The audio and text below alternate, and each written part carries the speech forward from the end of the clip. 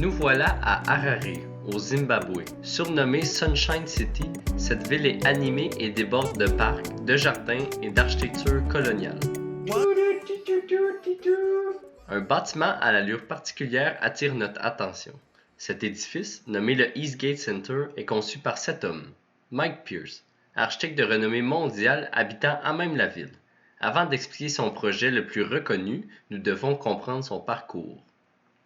Mike Pierce est né le 2 juin 1938 à Harare, au Zimbabwe. Passionné de la nature, il décide d'aller étudier la foresterie à Vancouver, au Canada, en 1952. Toutefois, arrivé sur place, c'est plutôt l'architecture qui pique l'intérêt de Pierce. Entre-temps, il se rend à Seattle et se déplace de là à Montréal à la marche, ce qui lui permet notamment de découvrir les particularités du climat nordique. C'est en 1956 que Mike se rend à Londres pour étudier l'architecture à la prestigieuse Architectural Association School of Architecture, aussi appelée AA. À l'époque, il affirme lui-même qu'on met en valeur l'apprentissage architectural par l'implication sociale, un élément qu'il va conserver dans sa pratique. Diplômé en 1962, il retourne au Zimbabwe. À son arrivée, c'est une véritable guerre civile raciale qui se concrétise dans son pays d'origine. Il décide alors de débuter sa pratique en Zambie. Il y pratique une dizaine d'années avant de revenir en Angleterre. C'est là que Mike fonde une compagnie sous forme de coopérative pour créer des habitations plus écologiques et durables en Europe. Il y travaille 7 à 8 ans avant de revenir au Zimbabwe, pays alors libéré de la guerre civile. C'est à son retour dans son pays natal qu'il crée son bâtiment emblématique, le Eastgate Shopping Center à Harare. Il repart en 2000 pratiquer l'architecture en Australie, puis en Chine où il poursuit le développement de stratégies bioclimatiques, avant de revenir au Zimbabwe en 2012. À travers sa carrière, Pierce se concentre sur les principes d'une architecture durable et adaptée à son contexte, peu importe son lieu de pratique. Il utilise notamment les principes du biomimétisme. Mais qu'est-ce que c'est? Le biomimétisme désigne un processus d'innovation qui s'inspire des formes, propriétés et fonctions du vivant. Par rapport à l'architecture, cette stratégie permet notamment de réduire l'empreinte environnementale d'un projet.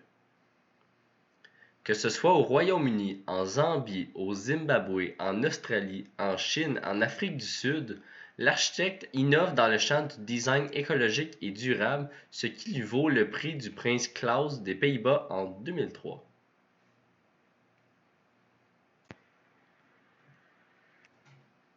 Mike Pierce dit lui-même que ce qui guide sa pratique aujourd'hui tourne autour de 3 paramètres, la nature, les ressources et l'esthétique. Par nature, il parle de tous les systèmes naturels et c'est au designer à comprendre ces systèmes et les liens entre ces systèmes et la ville. Quand il parle de ressources, on peut noter les ressources humaines, naturelles et économiques. Et par esthétique, c'est ce nouveau lien entre designer et nature, et dans la forme du biomimétisme. Comme indiqué précédemment, Mike Pierce conçoit de l'architecture adaptée au lieu. Mais qu'en est-il du contexte dans le cas de ce projet? Harare est la capitale du Zimbabwe, une ville de près de 2 millions d'habitants en 2017. Les Shonnas, un peuple d'Afrique australe, ont autrefois habité le territoire de la capitale. Ensuite, la colonisation anglaise a pris possession de ce territoire, où il sera renommé Salisbury, en hommage au premier ministre britannique de l'époque. Lorsque le Zimbabwe devient un État indépendant en 1980, elle décide de renommer sa capitale Harare, en hommage au chef de tribu Shonnas, qui signifie « celui qui ne dort pas ». Les Shonnas sont, encore à ce jour, la population majoritaire du territoire du Zimbabwe. On estime qu'ils représentent près de 82% de la population totale en 2008 et qu'ils figurent parmi la classe dirigeante. D'ailleurs, le nom du pays provient aussi des Shonnas, où Zimbabwe signifie « de grandes demeures de pierre ». Le climat d'Harare est considéré comme tempéré dû à son altitude de plus de 1500 mètres. Il y a toutefois une longue période de sécheresse et une courte période de pluie, comme dans les zones tropicales des environs. La période avant et après le temps des pluies est caractérisée par des vagues de chaleur intenses. Il y a donc un besoin en climatisation à l'année longue, avec certaines périodes de chaleur plus intenses. La particularité d'Harare est sa fraîcheur la nuit. En effet, il y a des écarts de 10 à 14 degrés quotidiennement. Parmi les éléments impressionnants du paysage du Zimbabwe se dressent des termitières. En effet, elles sont très présentes un peu partout sur le territoire. Les termites volantes, ou échois, sont ainsi la deuxième cuisine d'insectes la plus populaire du Zimbabwe.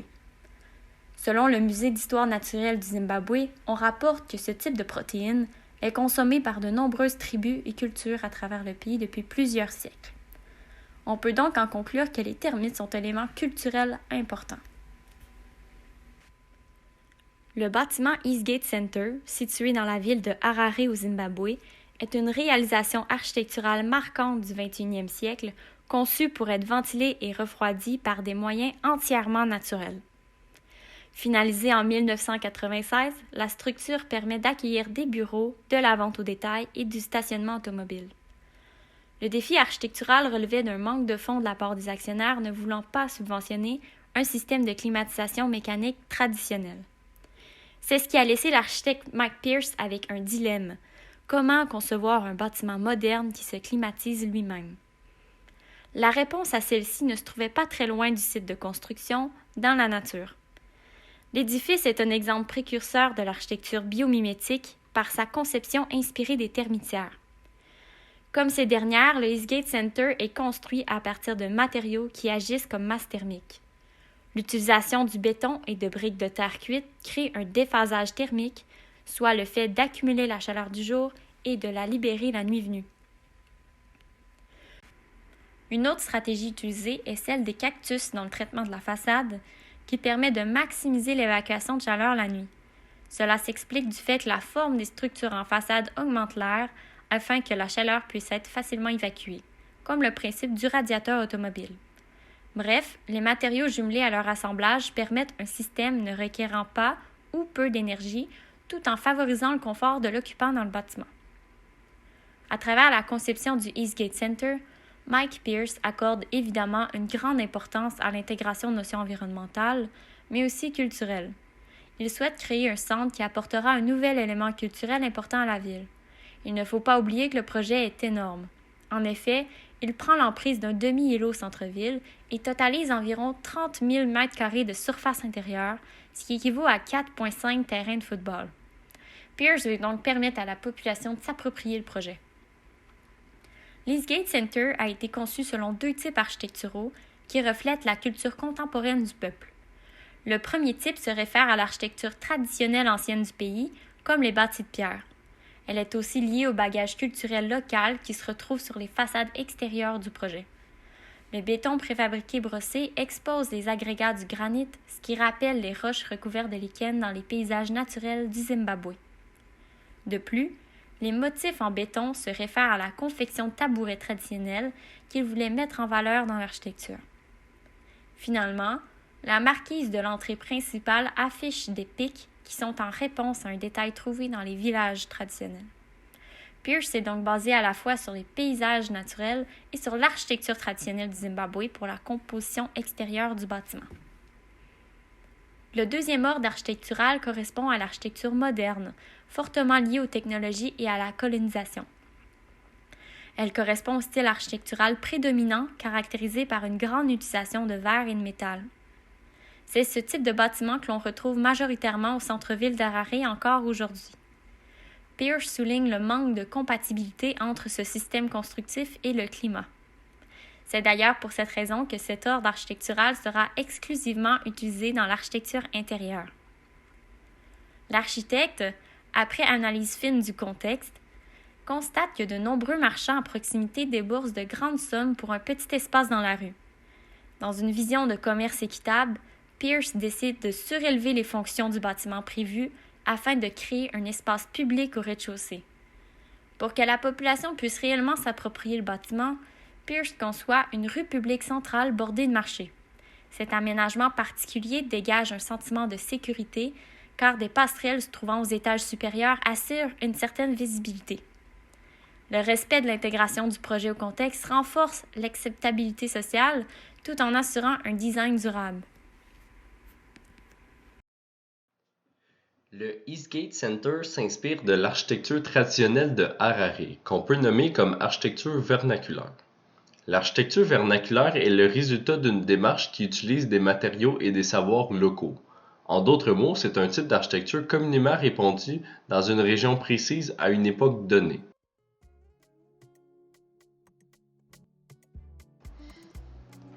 Il y a aussi une réponse directe à l'environnement naturel à proximité.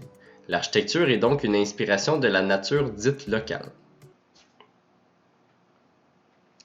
L'industrialisation et la standardisation de la construction a eu l'effet de retrouver les mêmes maisons, les mêmes typologies de bâtiments partout à travers le monde.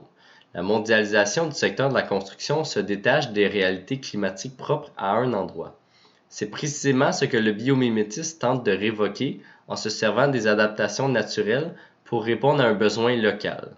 C'est donc une réorientation vers les techniques architecturales vernaculaires. Dans le cas du Eastgate Center, Mike Pierce met de l'avant l'architecture bioclimatique par un système de refroidissement passif, mais également dans l'importance du local. Comme mentionné plus tôt, Pierce a tenté d'intégrer au maximum l'aspect culturel lors de la conception du projet. Il a aussi consacré beaucoup de temps lors de la conception et la réalisation pour utiliser des matériaux locaux et des expertises locales. L'architecte a également utilisé un système d'approvisionnement des matériaux de construction local afin de réduire les coûts de transport et l'empreinte écologique de ceux-ci. En effet, moins de 12% des matériaux ont été importés. Les bâtiments d'aujourd'hui ont beaucoup évolué avec l'urbanisation rapide, l'expansion des villes, le bouleversement des usages et des besoins. Reste que la construction de masse et l'industrie des matériaux de masse l'emportent souvent au détriment des principes architecturaux de qualité. Cette problématique engendre des effets néfastes quant au développement durable de l'industrie. Il est donc pertinent de se demander comment le bâtiment peut défier l'obsolescence de par la pérennité de son système et la qualité de sa construction.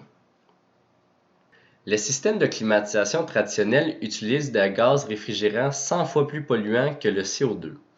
Ils sont si dangereux pour l'environnement que certains gaz, qu'on appelle les halocarbures, composés de chlore, de carbone et de fluor, comme le fréon, ont été restreints d'utilisation dans les années 90.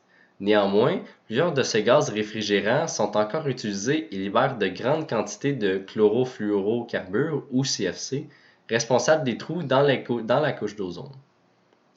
La gestion de la fin de vie de ces déchets est alors critique afin de limiter les conséquences environnementales. Bref, les systèmes de climatisation traditionnels ont une durée de vie limitée et leur revalorisation est complexe. Pour donner l'exemple du Québec, c'est plus de 85% des gaz du circuit réfrigérant et de la mousse isolante qui sont encore perdus dans l'atmosphère. Puisque le projet du Eastgate a mis à profit le principe de climatisation passive, il a réussi à éviter ces systèmes traditionnels et donc à défier la notion d'obsolescence programmée de ceux-ci. Il est à noter que cette décision lors du design a permis d'économiser 10% des coûts totaux de la construction. Dans le cadre de ce projet, Pierce a agi dans une éthique de design responsable en imitant le design par le biomimétisme, mais également en réduisant ses impacts envers celle-ci. Les méthodes constructives utilisées assurent la pérennité du bâtiment. En effet, l'utilisation du béton, du verre, de l'acier sont assemblés de manière à permettre un long cycle de vie du bâtiment. Ce cycle prolongé mène à une empreinte carbone réduite dans le temps. En agissant dans une éthique de construction semblable au Eastgate Center, les prochaines constructions du Zimbabwe ont tout à gagner afin de tirer avantage de leur environnement en évitant les pièges des méthodes constructives standardisées qui peuvent parfois ne pas être durables dans le contexte. Enfin, la composition de l'intérieur du Eastgate Center est conçue de façon à être facilement adaptable. Cela permet notamment une grande flexibilité au niveau de l'usage du bâtiment et donc de défier l'obsolescence d'usage. En effet, si l'usage actuel des bureaux venait à changer, il n'y aurait que des changements mineurs à effectuer sur le bâti pour qu'il s'adapte à sa nouvelle fonction. C'est donc une manière durable de concevoir un bâtiment. Après avoir établi un portrait global, il est possible de déterminer si le Eastgate Center entre dans une démarche de design responsable. D'abord, nous pouvons établir comme avantage qu'il met en valeur le lieu. Que ce soit par les techniques constructives, les savoir-faire et la main-d'œuvre locale, le projet comprend les enjeux du lieu et les traite, ce qui a créé une acceptabilité sociale du projet. De plus, il y a une grande utilisation de matériaux locaux, ce qui stimule par le fait même l'économie locale. Ensuite, il y a évidemment l'innovation du système de climatisation passive qui défie l'obsolescence liée à ces systèmes, et ce, tout en réduisant la facture énergétique de 35% comparativement à celle d'un bâtiment traditionnel des environs. Anecdote cocasse, on remarque dans les commentaires faits sur ce bâtiment que les équipements mécaniques, tels que les ascenseurs et les escaliers mécaniques, sont actuellement non fonctionnels et ne sont pas réparés, probablement faute de fonds. Cela démontre donc la pertinence de systèmes simples qui nécessitent peu d'entretien dans ce contexte. Ils permettent en effet d'assurer un plus long cycle de vie au bâtiment. Enfin, il est indéniable qu'une plus-value du projet est qu'il a servi d'influence, de modèle dans le monde de l'architecture bioclimatique en démontrant les nombreux avantages de s'inspirer de la nature qui nous entoure. C'est le fameux architecte Antonio Gaudí lui-même qui affirmait que l'architecte du futur construira en imitant la nature parce que c'est la plus rationnelle, durable et économique des méthodes.